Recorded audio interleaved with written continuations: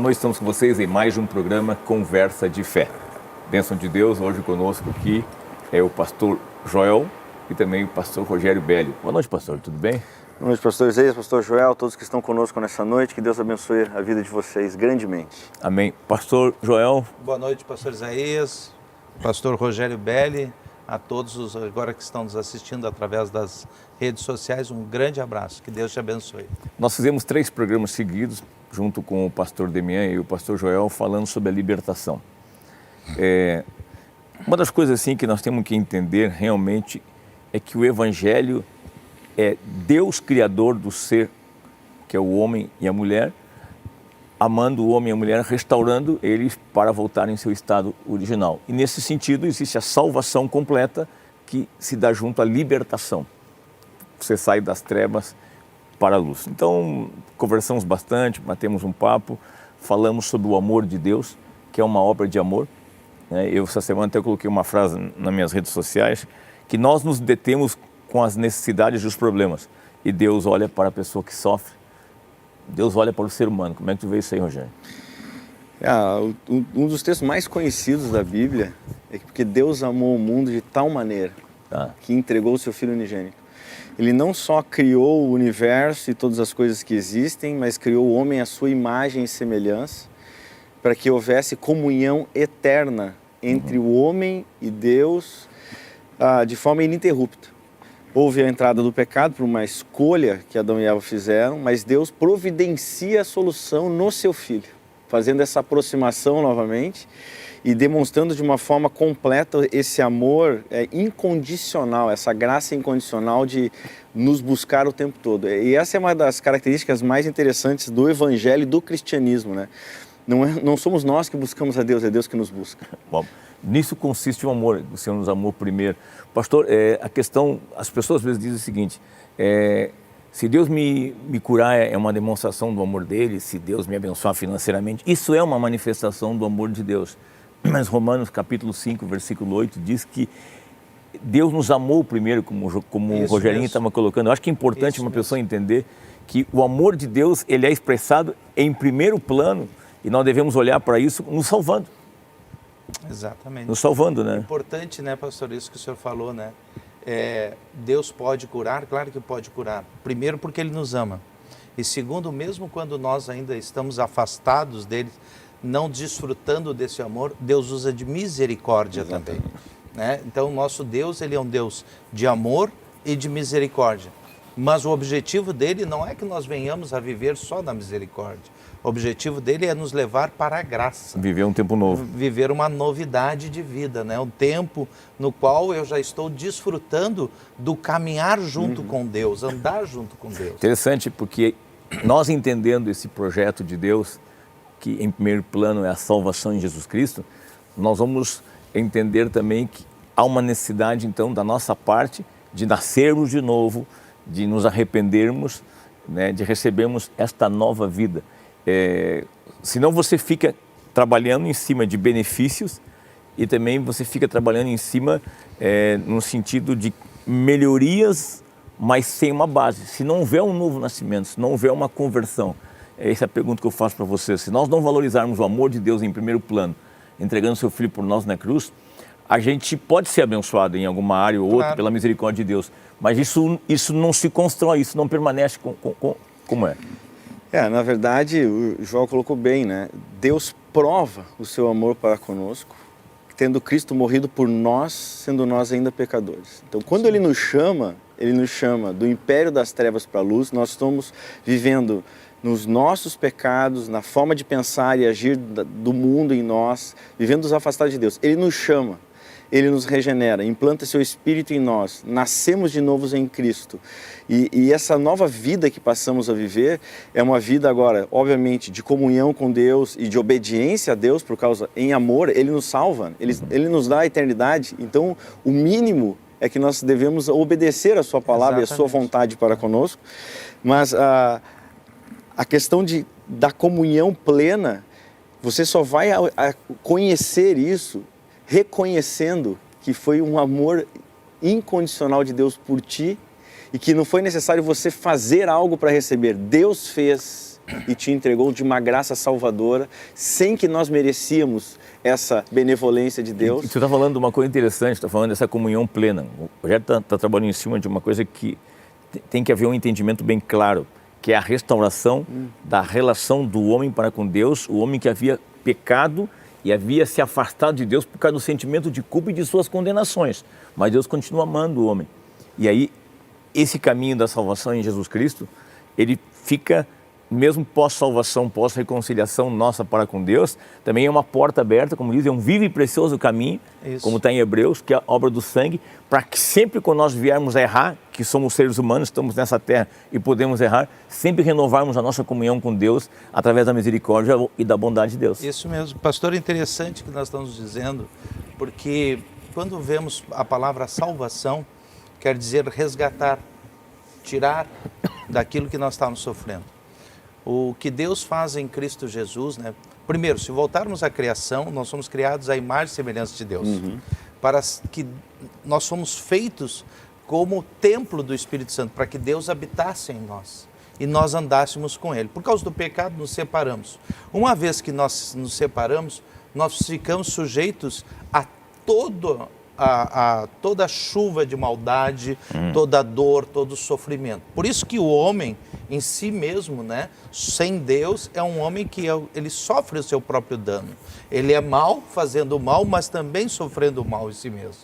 Mas o amor de Deus, ele é tão bom, porque quando ele nos criou, como a primícia da criação, a coisa mais importante da criação, ele olhou para o homem e disse: eu amo ele, mesmo caído. Exatamente. Eu continuo amando ele. Agora ele está sofrendo, então eu envio meu filho para resgatar ele. E a verdade para nós hoje, seres humanos, é que quando nós não temos uma vida com Deus, nós estamos sujeitos a toda a chuva de maldade que existe. Por isso sofremos e fazemos sofrer. E Paulo fala muito interessante isso em Romanos, né? Quando ele diz: o bem que eu quero, esse eu não consigo fazer, mas o mal que eu não quero, esse eu faço. Então, o homem, ele está sujeito e aí Efésios capítulo 2, né, diz que nós somos instigados, incentivados a viver segundo o curso desse mundo por causa do príncipe da potestade do ar. Então, há uma maldade, né, e o amor de Deus é nos trazer de volta, nos trazer e nos tirar, como tu falaste, né, desse império das trevas, dessa escravidão que é o pecado. Porque nós podemos ter pessoas hoje à noite com esse sentimento, que Deus não está olhando para mim, eu continuo sofrendo, que Deus criador é esse, onde é que esse Deus está? Deixa eu dizer uma coisa, Deus está te olhando, Deus está esperando, inclusive, que tu se converta, que tu aceite a obra do Filho dele, que tu nasça de novo e passe a desfrutar de uma proposta que estava no Filho dele, que era vida e vida em abundância.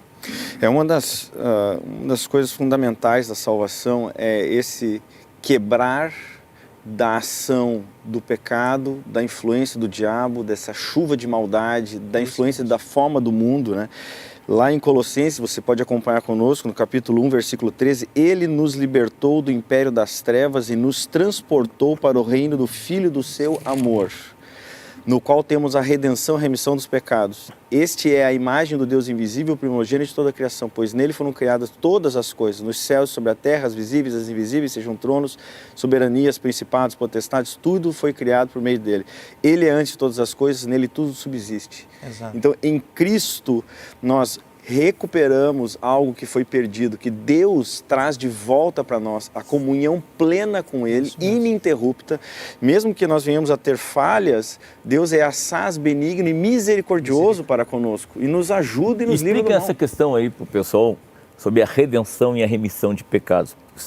Talvez assim, numa linguagem religiosa, é um entendimento mais comum para quem está dentro da igreja, para quem congrega. Uma pessoa que está começando, o que está nos assistindo agora, né, pela primeira vez, o que seria a redenção e essa remissão? Redenção é alguém pagar o preço pelo teu pecado. A Bíblia diz que o salário do pecado é a morte e a justa condenação para o pecador é a morte eterna.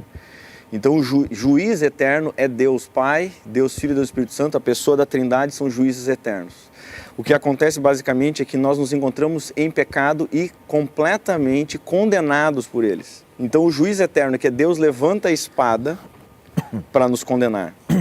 automaticamente ele olha para o seu filho morrendo na cruz, um sacrifício eterno, vivo e poderoso e eficaz, único, necessário. Ele olha para o filho morrendo na cruz e na cruz Jesus diz, está consumado.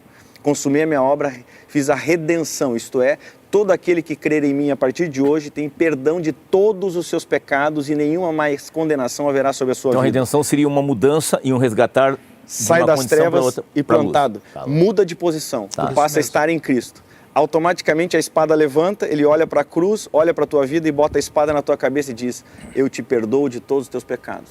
Levanta a espada de novo, coloca no ombro e diz, não só te perdoo, mas agora te adoto como filho. Levanta a espada de novo, coloca no outro ombro e te ordena, não só te perdoo, te adoto como filho, mas derramo sobre ti meu espírito e minha vida. Tá, e a remissão de pecados, por exemplo, é interessante, porque a redenção seria essa condição de um resgatar de uma situação, das trevas para a luz. E a remissão, é importante isso, como dizem em Efésios, é que na cruz de Cristo nossos pecados são perdoados. Que esse é um ponto interessante. A redenção te tira de um estado de pecador, de um estado de desobediência, de trevas para a luz. E a remissão, todos os pecados cometidos nesta fase de desobediência, eles são todos perdoados e apagados. Não existe mais dívida. O escrito de dívida contra nós foi encravado na cruz do Calvário. Então havia uma dívida a ser paga. E na cruz do Calvário, esse escrito de dívida, essa nota promissória que nós devíamos, que é o salário do pecado, foi pago lá na cruz do Calvário. Quando nós falamos da libertação, esse é um ponto interessante que nós temos que entender. Por isso que quando você lê João capítulo 8, verso 36, você tem que acreditar que aquilo ali é um fundamento, é uma base de uma vida plena. Se o Filho vos libertar, verdadeiramente sereis livres. Por que o Filho pode libertar? Porque o Filho paga o preço suficiente para a redenção e a remissão.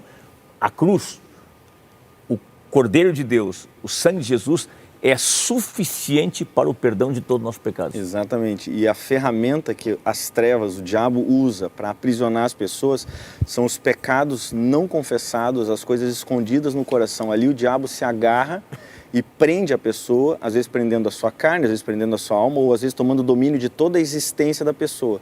E é por isso que, quando anunciamos Jesus Cristo, Filho do Deus vivo, como único e suficiente Salvador para perdão de pecados e para a restauração da tua alma e do teu corpo, agora, porém, vos reconciliou no corpo da sua carne, isto é, quando ele morre por nós na cruz, verte o seu sangue, morre o seu corpo, morre, Jesus verdadeiramente morreu na cruz por nós, pois mediante a sua morte, para nos apresentar, ele transfere a sua morte, pagando o nosso preço, e transfere a sua vida, e agora nos apresenta diante de Deus como santos, inculpáveis e irrepreensíveis. Quando Jesus nos apresenta dessa forma, se a pessoa dentro dela tem uma treva, tem algo que o diabo está prendendo, tem uma atadura, quando Jesus a apresenta diante de Deus dessa forma, isso se rompe. E o diabo não tem como permanecer machucando e prendendo essa pessoa. É impossível que Deus minta em todas as suas promessas. E essa é uma das promessas mais lindas que tem. Que Jesus paga o preço por nós na cruz, perdoa os nossos pecados, redime a nossa vida, redime a nossa alma. E quando ele nos apresenta a Deus, se o diabo tenta se agarrar em nós, ele tem que sair, tem que soltar a vida da pessoa, tem que abandonar a pessoa. Porque daquele momento em diante, nós somos santos, irrepreensíveis e inculpáveis. Interessante, quando eu comecei a pregar, eu sempre ouvi muita palavra avivamento. E uma das coisas que eu entendi, que o avivamento é quando o Espírito Santo ele encontra pessoas que, por parte do Pai, se recebam o ministério e possa se reavivar verdades. E quando eu comecei a pregar como evangelista, uma das coisas que Deus abriu bem claro para a minha vida foi a compreensão da graça, a salvação, o poder do Evangelho, o poder da cruz. Eu li um livro de Spurgeon sobre o poder do sangue. Sim. E aquele livro me chamou a atenção porque, por exemplo, quando diz em 1 Pedro, no capítulo 1, que nós não fomos salvos por coisas corruptíveis, como ouro e prata, significa, são valores que podem ser cobertos por valores maiores. Então, são valores que oscilam, inclusive, uma hora a prata vale uma coisa, outra hora o ouro vale, outra.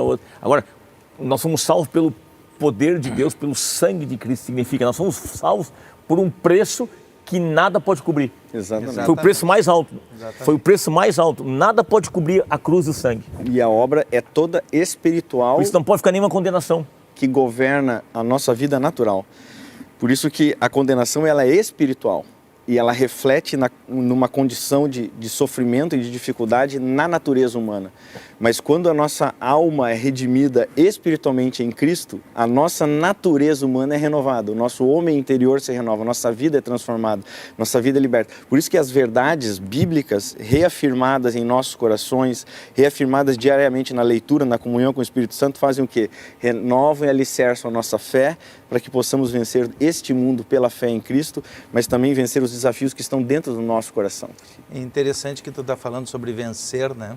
Quando a gente lê, a palavra de Deus aqui, Efésios, diz assim, né? Mas Deus, sendo rico em misericórdia, por causa do grande amor com que nos amou, estando nós mortos nos nossos delitos e pecados, nos deu vida juntamente com Cristo. E pela graça sois salvos, e juntamente com Ele nos ressuscitou e nos fez assentar nos lugares celestiais em Cristo Jesus, para mostrar nos séculos vindouros a suprema riqueza da sua graça em bondade para conosco, porque pela graça sois salvos mediante a fé espiritual, e isso não vem de vós, é dom de Deus, não de obras para que ninguém se glorie. Exatamente. Né? Então é interessante. Uma outra coisa que é interessante, que eu vejo, assim, ó, como pregador de salvação, como evangelista, eu entendi uma coisa, ouvindo os outros pregadores, que você leva a pessoa a aceitar a Cristo como seu Salvador, crer no sacrifício, crer na cruz, mas você leva a pessoa a pedir perdão para Deus. Isso. Vamos lá. O pedido de perdão do ser humano é para com Deus. A desobediência do homem é com Deus. Exatamente. Então ele olha para a cruz, Isso. ele vê ali o amor de Deus, ele vê ali o perdão de Deus, ele crê naquele perdão, crê naquele amor, naquilo ali, ele crê que ele vai ser salvo. Então ele pede perdão para Deus. E aí tem uma coisa interessante. Por isso que a cruz e a graça está acima do ouro e da prata, porque assim, ó, Deus tinha a dívida do homem para com ele. Mas Deus não aceitou ninguém pagando a dívida do homem diante dele. Deus foi quem em si se doou e pagou a dívida do homem para reconciliar o homem com ele. É uma coisa muito bonita essa questão da graça, esse entendimento. Por isso que rebenta com principados, com potestades, por isso que anula as forças de espírito, de demônio, de tudo. Sim, porque não tem como nós, seres humanos, pagarmos algo para que Deus faça por nós. Efésios 2 que ele leu. Não temos como pagar. Não. A dívida é tão grande porque ela é uma dívida espiritual. Exatamente. Não há como pagar isso. Exatamente. E nós não podemos produzir nada de bom que consiga pagar isso. Então Deus, vendo a nossa dificuldade, a nossa incapacidade, Ele provém aquele que é capaz, aquele que é eficaz, que é Jesus Cristo, o seu próprio Filho. O bem mais precioso, né? O sangue, né? Do seu filho, né? Então, como disse o pastor, não tem como ser algo mais importante, com maior valor, né? Não existe outra coisa. É interessante, né? Porque nós estamos falando sobre a questão da reconciliação do homem para com Deus. Na antiga aliança, quando o homem pecava, ele sacrificava um animal específico para o seu pecado. Espiava o sangue derramando o sangue. E aí, quando você vai para o capítulo 40 de Isaías, que fala da grandeza de Deus, que fala da majestade de Deus, que Deus tomou o mar e a terra na concha das suas mãos, mediu tudo, a palmos, tudo. Tem esse versículo que diz assim, ó, o versículo 16, nem todo o Líbano basta para queimar, nem os seus animais para um holocausto. O que está sendo dito aqui? Ó? Não há nada na terra que atinja a grandeza de Deus, só que aqui nós estamos falando algo da antiga aliança e que era necessário o homem então pagar individualmente pelos seus pecados. Por isso, quando fala que Jesus foi o Cordeiro de Deus que tirou o pecado do mundo, significa Jesus foi Deus se entregando no seu Filho. Isso aí. Porque a participação da ceia é uma coisa fundamental. É fundamental. Levar a ceia a sério. Sim, a ceia é a nova aliança no meu sangue para a remissão de pecados, é a nova aliança no meu corpo para a vida e vida em abundância. Isso mesmo. A ceia é um momento onde o Espírito Santo ministra diretamente em nossos corações pelo exame que fazemos de cada um de nós à luz da misericórdia da nova aliança. O maior erro de uma pessoa na Santa Ceia é ou não querer tomar a Santa Ceia, ou não vir para a Santa Ceia, ou se culpar na Santa Ceia. A Santa Ceia, o momento de exame, não é um exame que você se avalia em si pelo que você consegue ou não consegue, mas você se avalia em tudo aquilo que você está. Que Cristo fez por ti. Primeira coisa é isso. Eu olho o que Cristo fez por mim na ceia, eu vejo a minha condição, falo, Senhor, eu tenho dificuldades aqui, aqui, aqui. Eu me humilho diante de Ti, eu te peço ajuda. É isso mesmo. Me enche com o Teu Espírito, me orienta na Tua palavra, me ajuda. Eu confesso o meu pecado, eu não venço nessa área. E eu tenho certeza que o Espírito Santo vai orientar o quê? Você tem pastores, você tem diáconos, você tem conselheiros para te ajudar na face da terra, mas o meu Espírito está sobre ti para te conduzir à verdade e te libertar. Por isso que a Santa Ceia, né, como nós estamos falando, e o senhor falou, né, é de suma importância para nós cristãos. E é um testemunho, né? E termos a verdadeira reverência que deve se ter no momento de Santa Ceia, ao comer do pão e ao beber do cálice. Porque realmente nós estamos ali tomando algo e comendo algo que Jesus se entregou e eu estou sendo participante disso. Estou agora experimentando, vivenciando isso. Então é importante. Uma coisa interessante, essa questão da graça, do poder de Deus, que Deus paga o preço. Por isso que eu digo, quanto maior for a dívida, maior foi a graça. Por isso que onde abundou o pecado, vai superabundar a graça. Significa não há conta, não há dívida que a graça não possa suprir. Exatamente. Não há nada. Mas aí esses dias eu coloquei uma frase na minha rede social e ela mexeu um pouco com as pessoas. Da seguinte maneira: quando alguém vier levantando as tuas culpas ou teus pecados do passado antes da salvação, vamos colocar antes da salvação, aqueles que já foram pagos por Cristo na cruz, saiba que não foi Deus quem forneceu essa informação. O que eu digo? Eu sempre preguei isso, que quando você é salvo, Satanás conhece as tuas falhas, os teus erros, vamos dizer que ele fica com uma cópia dos teus pecados. Tá certo? Então ele fica com uma cópia, ele tem cópia dos pecados do Joel, tem cópia dos teus pecados, ele sabe todo o nosso passado antes da cruz. Tá certo? Só que a original, como a dívida era para com Deus, Deus disse, eu estou quitando essa dívida. Estou entregando meu filho por ele, carimbei. A original foi paga. Então, quando alguém vier com alguma acusação do teu passado, antes da cruz, inclusive, eu estou falando antes da cruz, antes de ser salvo, saiba que pegou do arquivo do diabo, não foi Deus que forneceu. Isso aí. Isso aí mexeu com muita gente, algumas outras se invocaram. Não, mas é assim, ó, eu vejo. Pegou do arquivo do diabo. Eu nunca vejo Deus expondo pecado.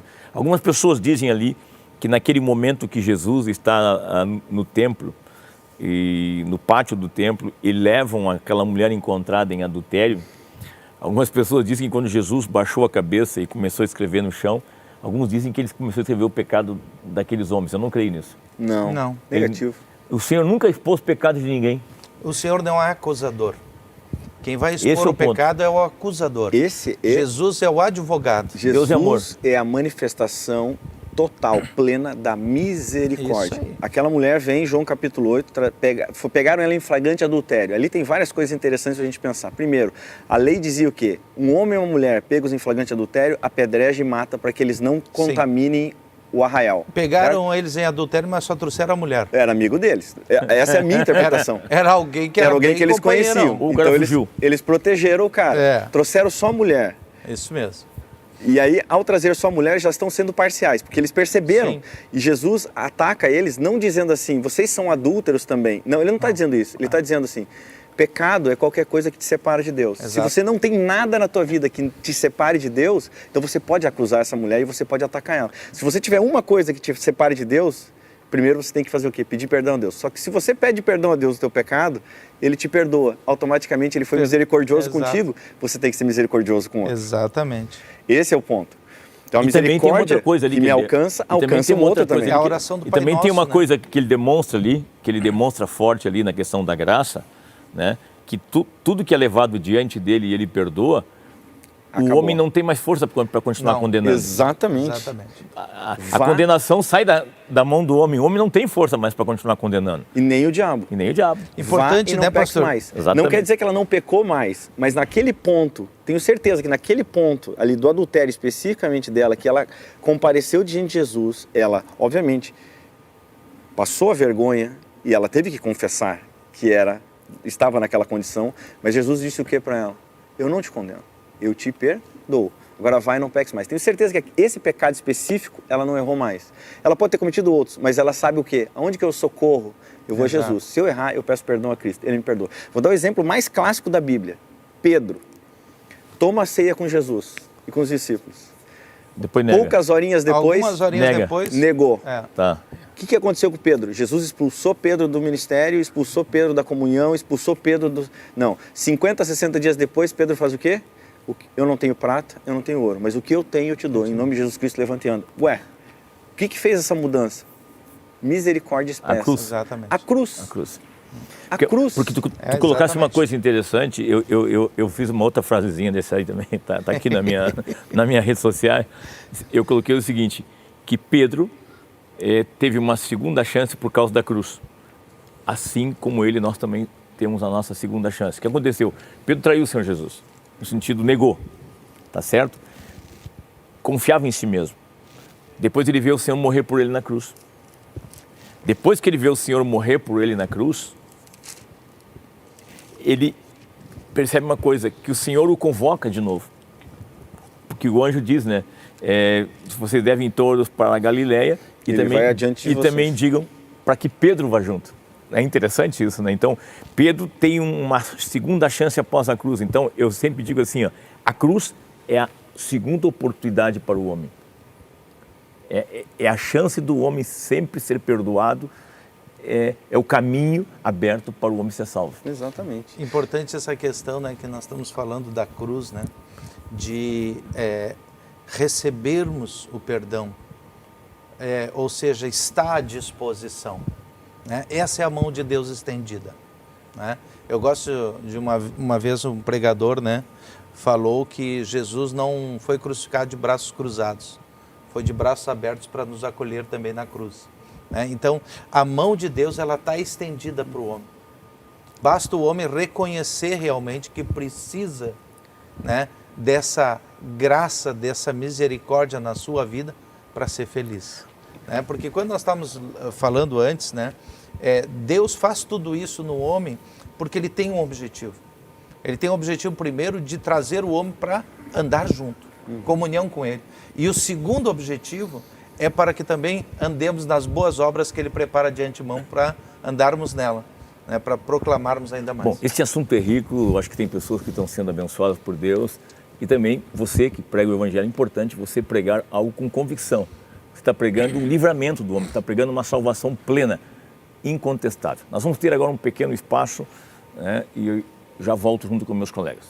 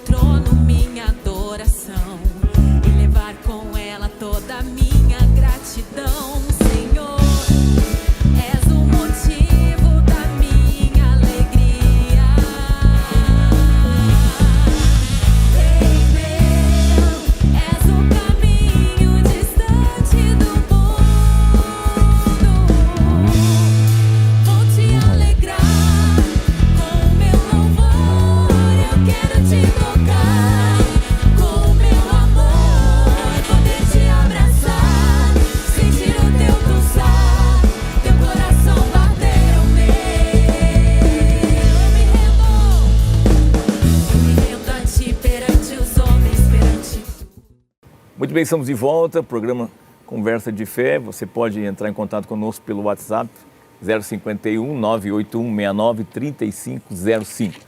Pastor Rogério, Pastor Joel.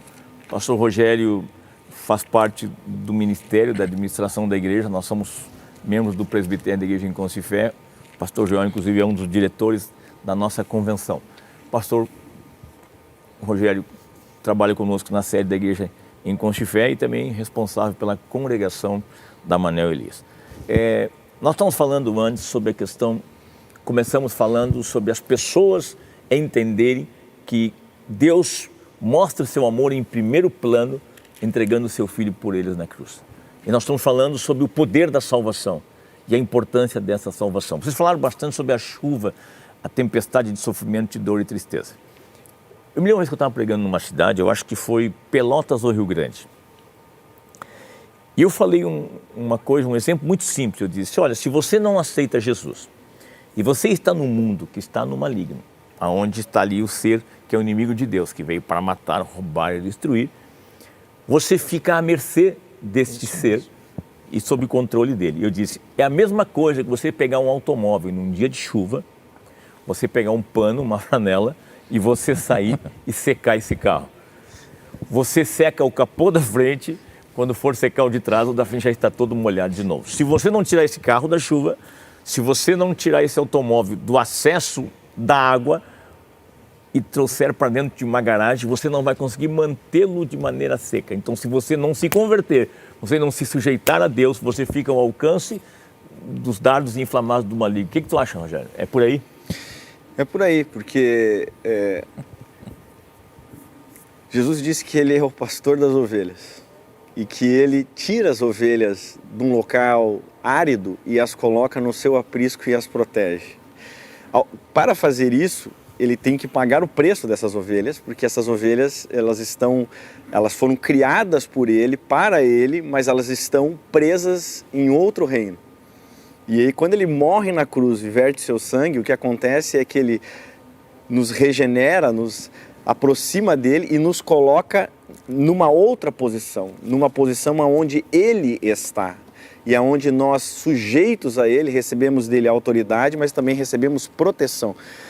Por isso que em 1 Pedro, capítulo 1, versículo 3, bendito Deus e Pai de nosso Senhor Jesus Cristo, que segundo a sua muita misericórdia, nos regenerou para uma viva esperança mediante a ressurreição de Jesus Cristo dentre os mortos.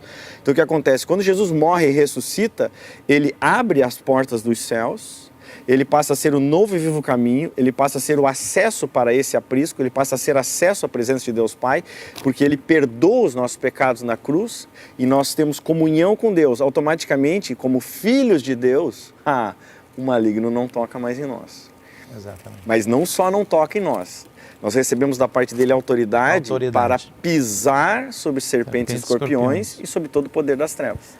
Então nós somos transportados de um lado onde o diabo tem acesso para nos prejudicar e somos colocados do lado onde Cristo nos tem acesso total, o Espírito Santo reina sobre nós, nos protege, mas também nos dá autoridade para que vamos. Eu me lembro quando eu tinha 15 anos de idade, eu ouvi essa explicação e citando Colossenses, dizendo que a nossa vida está oculta em Cristo, Colossenses capítulo 3. A nossa vida está oculta em Cristo. Aí o pregador, que era João Carlos Ortiz, disse o seguinte, a semente ela está dentro da laranja. Você não toca na semente porque tem uma casca e ela está oculta, ela está lá dentro. E ele disse uma coisa interessante, por isso que nós nos mantendo em obediência, nós nos mantemos dentro da casca e somos ocultos. A desobediência é tirar a semente para fora da laranja e expor ela de novo. E ela seca. Ela seca. Isso é. Interessantíssima essa explicação. Então, acho que isso me falou muito. Mas colocando essa questão da nova vida e a nova condição que nós estamos, e aí o Joel tinha citado Efésios, que nós estamos em Cristo, nas regiões celestes, tu citaste Colossenses 1, e no 13 diz, nos transportou para o reino do Filho do seu amor. As pessoas devem entender melhor isso aqui, como também quando diz 1 Coríntios 1,9, fiel é Deus, o qual fosse chamados à comunhão do seu Filho Jesus Cristo, nosso Senhor. É realmente uma intimidade com Deus, é realmente uma vida com Deus, é chamar Deus dizendo Pai Nosso, no sentido de uma condição de ser filho. É restaurada essa comunhão. Meu Pai querido, meu Pai amado, meu Pai bendito que me guarda, né? Que nós somos aqui guardados pelo poder de Deus. O poder de Deus, qual é o poder manifesto? É o poder da presença dele, do seu reino nosso. nós passamos a fazer parte do reino. Então, esse amor de Deus em nós, ele é trabalhado pela fé. Essa fé nos guarda, esse amor nos guarda e nos motiva a viver cada vez mais para o inteiro agrado de Deus. Uma vida justa, santa e piedosa é o que Deus demanda de nós. Que nós sejamos justos, fazendo a coisa correta diante dele, vivendo pela verdade, santos, porque somos santificados por Cristo e vivemos de acordo com a palavra de Deus, e piedosos, lembrando que recebemos misericórdia. E estamos nessa condição porque recebemos isso dele e devemos alcançar isso de bom coração. Natureza. Completamente. A nossa natureza foi mudada na salvação. A palavra nos diz que nós estávamos mortos nos nossos delitos e pecados.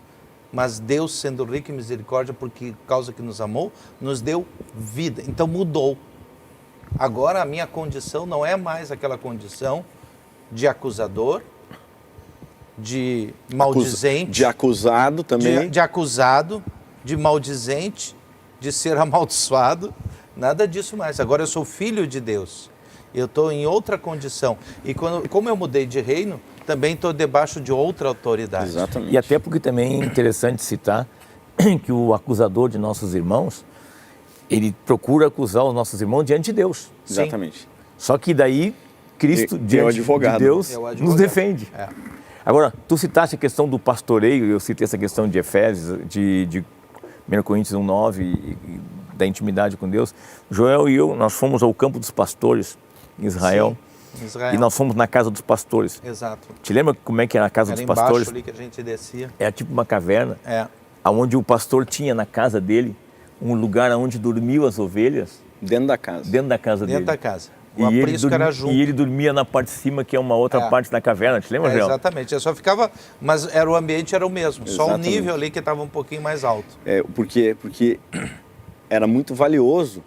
Né? As ovelhas eram muito valiosas. Bem valioso. Né? O gado ali era a riqueza deles. Tanto que eles protegiam aquilo porque ali estava o sustento da família dele, ali estava o sustento dos filhos dele, ali estava leite, o alimento da família dele. Estava roupa. Então, nós não temos tanto essa ideia porque nós não vivemos numa vida pastoril, né? Mas quanto mais lemos a palavra, nós percebemos quão bom é sermos ovelhas desse aprisco, guardados por um pastor que não se cansa. Pastor.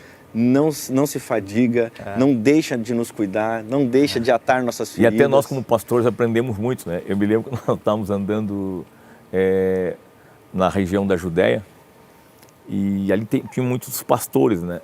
E sempre que tu passava assim, pelos campos, tu via um pastor com um número de 60, 70, 40 ovelhas. E sempre o pastor junto. E eu perguntei para o nosso guia, vem cá, sempre tem um pastor junto? E ele me disse, por que não teria? Ali eu disse, deu uma mancada, né? Se ficar sozinho, vem o lobo, mata elas, ou elas se dispersam. Ou ela cai num penhasco, alguma coisa. Sim. Aquela região também é montanhosa, Montanhosa.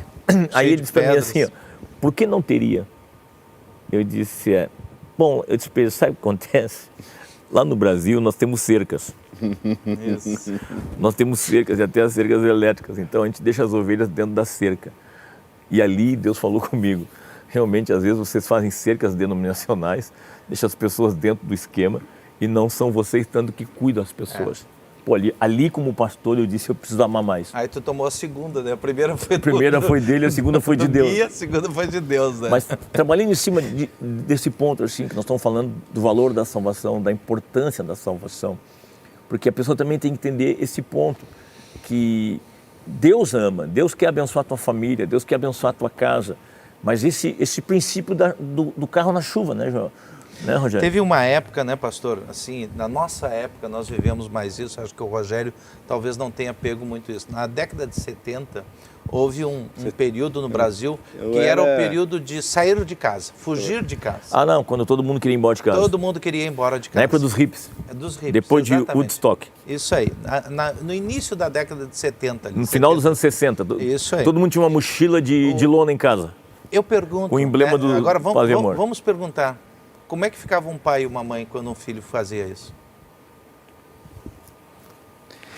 Este é um pequeno, não é o paralelo correto, apenas um pequeno paralelo, quando nós comparamos o amor de um pai por um filho que sai de casa.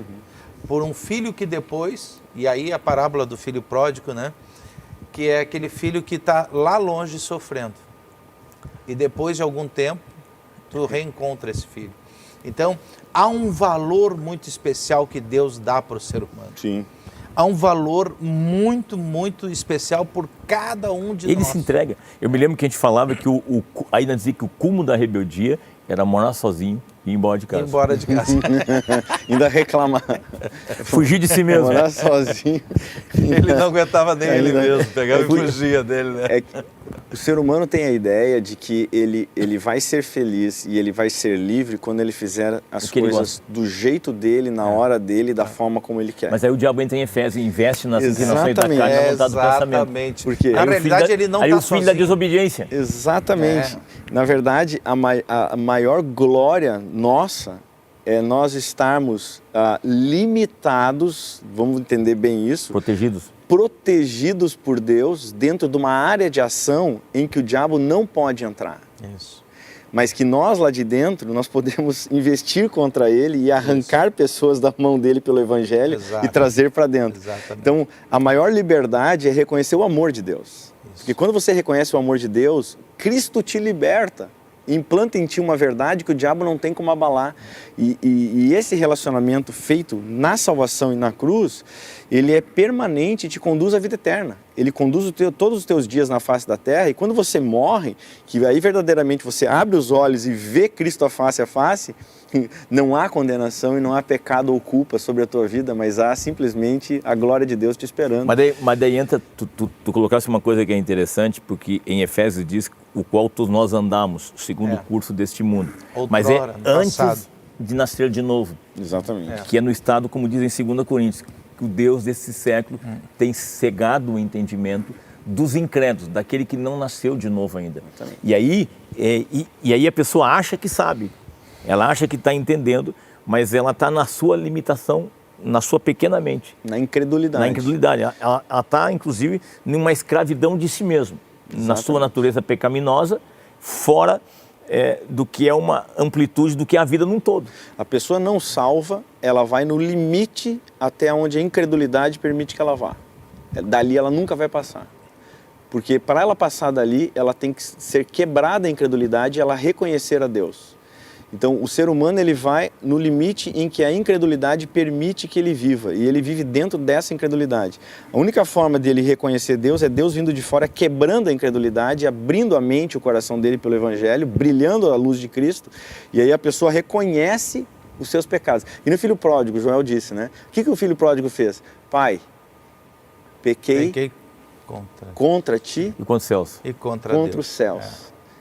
Eu pequei contra os céus. E pequei contra ti. Sim. Você reconhece imediatamente que você cometeu um erro gravíssimo diante de Deus, mas Deus te perdoa, e você olha para as pessoas e você pede perdão para elas também, porque Deus te reconcilia consigo mesmo e te reconcilia Deus com os abre o outros. teu entendimento. Por exemplo, Jesus disse, eu vim como luz para que quem crê em mim não fique nas trevas. Então saia dessa cegueira, saia dessa limitação. Tá? E depois ele diz, quem me seguir, aí João... Eu primeiro citei 12:44, né? Agora João 8:12 diz que de novo lhes falava Jesus. Isso mesmo. Isso. Eu sou a luz do mundo. Quem me seguir não andará nas trevas. E aí tem uma outra questão. E terá a luz da vida. Eu vejo assim, uma vez que nós somos salvos, a verdadeira fé na pessoa de Cristo te reconcilia com Deus, abre os teus olhos e te permite ver Deus como Ele é, e a partir dali, ver a vida e viver a vida como Deus vê. Exatamente. Esse é o maior ponto. Você, sendo salvo em Cristo, você passa a viver a vida como Deus vê e para o que tu foste criado. Isso. Pô, nós não fomos criados para machucar, para ferir, para trair, para mentir. Nós somos criados para representar Deus na terra. Deus viver em nós, tia. E esse ministério da reconciliação que Deus nos alcança é exatamente isso, é anunciar para a pessoa que está longe de Deus, que não conhece Deus e que está sofrendo em seus pecados, as consequências de tudo que faz de errado, é anunciar que há solução, há perdão. Mas o que eu tenho que fazer? Nada, Jesus já fez tudo por ti. Se você crê, você vai ver a glória de Deus manifesta em ti, primeiro para perdão de pecados, segundo para a remissão de todos eles, terceiro porque o Espírito Santo vai habitar em ti, e quarto, tu vai viver uma vida em abundância. É que hoje, muitas pessoas, a vida em abundância, a vida... se eu fui perdoado de pecados, então Deus vai organizar minha circunstância. Vai. Então eu vou melhorar de vida. Vai. Então eu vou ter o que eu quero. Vai ter o que Deus quer. E tu vai aprender a te sujeitar ao que Deus quer. Porque o que Deus quer para nós é o melhor. É bom, perfeito e agradável. É o melhor. É sempre o melhor. Não é o que eu, no meu entendimento, acho que é melhor, né? Quando eu tinha 14 anos de idade, eu vi uma mensagem de um pregador, Bernard Johnson, foi um evangelista americano que morou no Brasil. Ele disse uma coisa, ele estava pregando inclusive sobre o texto de honra o teu pai e a tua mãe. Sim. E ali eu disse, cara, eu quero isso aí para mim, eu quero ser feliz na vida. Feliz na vida? Feliz na vida. Mas ele falou uma coisa interessante, Deus sabe o que é melhor para ti. Um pai não dá uma bicicleta sem as rodinhas para uma criança que não sabe andar, porque ele quer preservar essa criança. Exatamente. Então, às vezes, por causa da cegueira, por causa das ambições da vida, por causa de conceitos e pressões sociais, nós achamos que aquilo seria o melhor para nós. Mas a vontade de Deus, como falou o Joel, ela é boa, perfeita e agradável. Perfeita e agradável. E nós podemos conhecer ela. Exatamente. Se nos apresentarmos diante de Deus com culto, cultuando a Deus, isso, mudando o nosso pensar, sentir e agir, nos moldando pela palavra de Deus e não nos conformando com o mundo. Porque o mundo jaz no maligno e tem as ideias do mundo.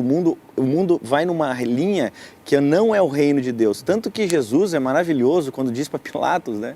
Se o meu reino fosse desse mundo, eu não estaria aqui. Não estaria nessa condição, Pilatos, mas o meu reino não é daqui. Mas eu vim para dar testemunho da verdade. Pilatos falou, o que é verdade? Então, o reino de Deus, ele não é deste mundo. Sem dúvida. Ele é espiritual e é implantado nesse mundo, mas o reino de Deus vai se estabelecer na eternidade, já está sendo preparado por Cristo. Quando ele retornar, vai voltar como o leão da tribo de Judá. Ele não volta mais como um menino que vai nascer, mas ele vem como juiz, ele vem como Senhor dos senhores, Rei dos reis, Alfa e Ômega, princípio e fim. Ele vem para julgamento. No tempo que vivemos, vamos levantar as mãos aos céus e orar. E não deixe de orar pela tua família, pelos teus parentes, teus amigos. Ore por eles, para que eles sejam salvos. Pois esse é o objetivo da nossa vida na face da terra. Anunciar a Cristo, o único, suficiente Salvador da humanidade. Esse é o ponto, né, pastor? Esse é um ponto, né, que nós, agora salvos, né, redimidos, tendo uma pequena noção desse grande amor que se manifestou nos perdoando naquela cruz, sendo reconciliados e adotados como filhos, este é o ponto. Agora, se eu recebi tudo isso de graça, por causa do amor dele, o que eu não vou fazer por ele? Aí entra de novo em Efésios, então existe boas obras preparadas de antemão para andarmos nelas. Que Deus quer usar a minha vida, a tua vida de quem está nos assistindo agora, para o quê? Para tu ser essa luz nesse mundo. Esse mundo de trevas, iluminando o caminho para que as pessoas não morram no pecado. pecado. Nós vivemos hoje numa sociedade que a vida não está acima das coisas. As coisas estão acima da vida. Sim. Caiu a ficha agora um pouquinho que a vida tem valor com essa pandemia. As pessoas começaram a perceber. Por um período, quando se teve houve lockdown, um relance, pelo menos. Um relance. Né? Daqui a pouco o cara tinha o melhor carro, tinha a melhor casa, tinha tudo. E ele foi entubado. Ele queria trocar por um respirador. Ele queria trocar por um... Exatamente. Não, ele queria trocar a Maserati dele por um respirador. Ele queria trocar pela possibilidade de respirar, né? Exatamente. Esse é o problema. Exatamente. E aí diz lá em Jó, Sim. que se Deus recolhesse o ar por alguns segundos, alguns minutos na face da terra, todo mundo morreria. Então nós começamos a entender o seguinte, que como quando fala no livro de Atos também, quando Paulo dá o discurso dele, aquele que dá a vida, que dá a respiração, que dá todas as coisas. Então, assim, a vida, ela não está sendo hoje acima das coisas. Nós vivemos muito a urgência e não das coisas importantes. As coisas urgentes tomaram o lugar das coisas importantes, que têm valor essencial. E a vida é o que mais tem valor. E a proposta de Deus em Jesus é nos abençoar. Nós oramos pelos enfermos. Diz que Jesus pregava o Evangelho do Reino, Mateus 4:23. Jesus pregava o Evangelho do Reino, anunciava, ensinava nas sinagogas e curava as pessoas de todo tipo de enfermidades e doenças. O Evangelho é o poder de Deus. Eu sou uma pessoa que ora pelos enfermos, o Rogério ora pelos enfermos, já ora pelos enfermos. Nós oramos pela família, queremos orar hoje à noite, oramos pelas finanças, mas deixa eu só dizer uma coisa, Jesus disse, eu vim trazer vida. Vida, o salário do pecado é a morte, mas eu vim trazer vida. A cruz é o perdão, é a retirada da morte, é a vida. Exatamente. A vida. É. Fora da vida não tem nada. A pessoa, assim, ó, não adianta o cara, se ele vai para um hospital, entende? Lá dentro, inclusive nessa época de Covid, o cara ficava isolado, nem a família via, ninguém via. Na Itália morreram pessoas com bom poder aquisitivo, sem os familiares poderem se despedir. Sepultamento sem os familiares poderem ir. Exatamente. Entende? Daqui a pouco a vida acabou em algumas situações. Exatamente. E a vida é o que tem valor. Por isso que tu não consegue com nada material comprar paz, comprar saúde, comprar amigos, comprar amizade, comprar respeito. Todas essas coisas, elas estão numa essência em que só Jesus Cristo pode nos dar. Amém. Pois o maior de todos os dons que podemos receber de Deus é o amor. E se não reconhecemos o amor de Deus por nós, o carinho, o cuidado, a misericórdia, não só de um Deus criador que criou todas as coisas para o nosso deleite e para a nossa vida, mas um Deus que nos redime a alma, né? Esse texto de Salmo 113, ele trabalha, né? Bendiga minha alma ao Senhor e tudo que há em mim, bendiga o seu santo nome. Bendize a minha alma ao Senhor e não se esqueça de nenhum dos seus benefícios. Exatamente. O primeiro benefício que é anunciado no versículo é Ele quem perdoa todos os teus pecados. Exatamente. Então, eu fiz uma pergunta esses dias lá no Manuel Elias, né? E falei, quantos aqui agradeceram, agora que é primavera, pelas flores que estão nas árvores? Agora. Daí ficaram todos me olhando assim, como assim, pastor? Porque eu tenho certeza que vocês reclamaram que elas sujaram o teu pátio. E você teve que varrer. Então nós temos que ver a beleza de Deus. E ver que essa beleza, Deus muda as estações para o nosso deleite. Tudo foi criado para nós, para a nossa alegria. Por isso com ações de graça. Mas a maior ação de graça de todos é reconhecer. Muito obrigado, Senhor Jesus, porque Tu morreu por mim na cruz. Tu me deste vida e na cruz a segunda oportunidade de viver melhor ainda. É interessante porque a própria palavra nos diz, né, que as misericórdias do Senhor se renovam a cada dia, a cada manhã. Né? Deus, Ele é tão bom para conosco, que agora mesmo vivendo essa vida de salvação, o sangue nunca perde poder, mesmo que tenhamos errado, corramos para a cruz, nos arrependamos, né, e voltemos de novo a comunhão com Deus. E aí dentro disso, né, é um pai que ele sempre quer o melhor para nós. Não que eu vá, porque a cruz está aberta e eu vá viver uma vida de eu. Não. Mas como ele quer melhor, eu não preciso então estar tropeçando para aprender. Exatamente. Eu não preciso errar para aprender. Existe a palavra dele, existe a voz viva de Deus falando conosco, como tu falou sobre as flores. Vocês agradeceram hoje? A mesma coisa a palavra. Tu agradeceu hoje pela palavra que falou contigo nesse dia? Né? Valorizar o que Deus faz. O pastor Isaías falou, né? O ar. O ar. Isso mesmo. O ar, né? Agora, por isso que, como citamos aqui, o plano de Deus é a vida. A vida é o que tem mais valor. Se você tem uma casa, não quer dizer que você tem uma família. Ter um hospital e uma farmácia não quer dizer ter saúde. Ter silêncio não quer dizer ter paz. Ter Jesus é ter tudo. É ter tudo. Quem tem o Filho tem a vida. Ter Jesus é ter tudo. Quando eu era criança tinha uma canção que se cantava: quem tem Jesus tem tudo, quem não tem nada. Aquelas canções antigas. Essa não me lembro. Se dizia corinhos, né? Eu sinto no meu coração que você que quer pregar ainda mais o Evangelho, busque saber mais da Escritura, deixe que Deus te use ainda mais, porque esta é uma área linda, mas a Bíblia diz que aquele que fale segundo os oráculos de Deus. Tem muita gente precisando ouvir o verdadeiro Evangelho, o amor de Deus, a transformação. Nós pregamos a cura, pregamos a paz, pregamos a bênção financeira, nós pregamos uma abundância em Cristo. Em Cristo. A Bíblia diz que nós somos socorridos segundo a riqueza em glória em Cristo Jesus. Você vai ver que tudo que Deus faz na terra hoje é em Cristo Jesus. Quando nós apresentamos a nossa vida, os nossos corpos como um sacrifício vivo e santo e agradável a Deus, nós estamos entrando na presença de Deus, tomando a cruz e entrando em Cristo. O Pai vê nós em Cristo. Ele vê o Joel em Cristo, ele vê o Rogerinho em Cristo, ele vê eu em Cristo, dizendo, como Paulo, já logo não vivo eu, mas Cristo vive em mim. Nós vamos orar pelas pessoas agora, né? Amém. Vamos orar por aqueles que têm desafios. O senhor citou uma parte, eu acho importante a gente colocar, que nessa parte, nesse versículo, fala assim, renovai-os pela transformação da vossa mente. É muito importante nós hoje termos essa mente renovada, para vermos, como nós estamos falando aqui, as coisas de Deus, muito mais elevadas. Antes de nós orar, eu vou pedir que o pessoal rode aqui uma canção que nós temos colocado em nossas lives, dizendo que eu não sou mais escravo do medo, eu sou um filho de Deus.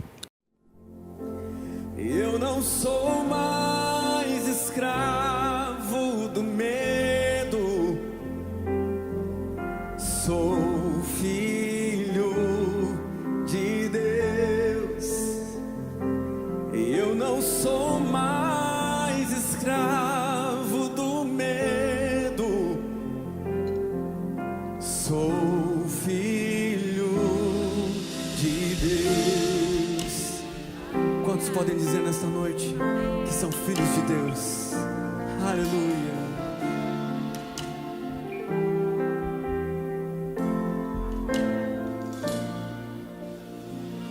Antes de nascer, escolhido fui, por meu nome me chamou.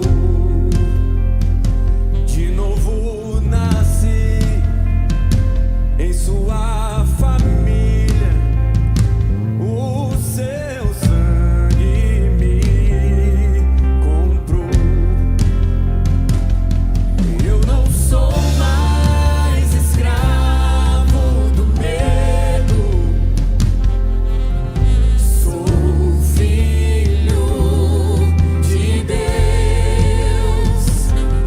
Eu não sou mais escravo do medo, sou filho de Deus.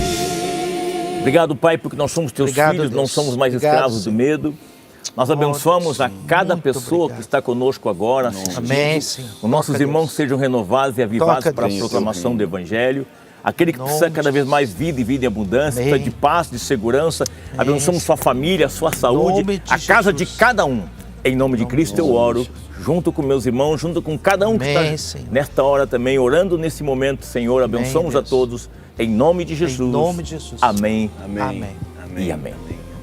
Rogério, muito obrigado pela participação, bênção de Deus. Joel, valeu. Isaías, pastor Joel. Foi joia Pastor, hoje. Obrigado pela Deus é bom. oportunidade de estarmos aqui. Estamos aqui para servir, né? Deus é bom. É a Deus melhor bom. coisa.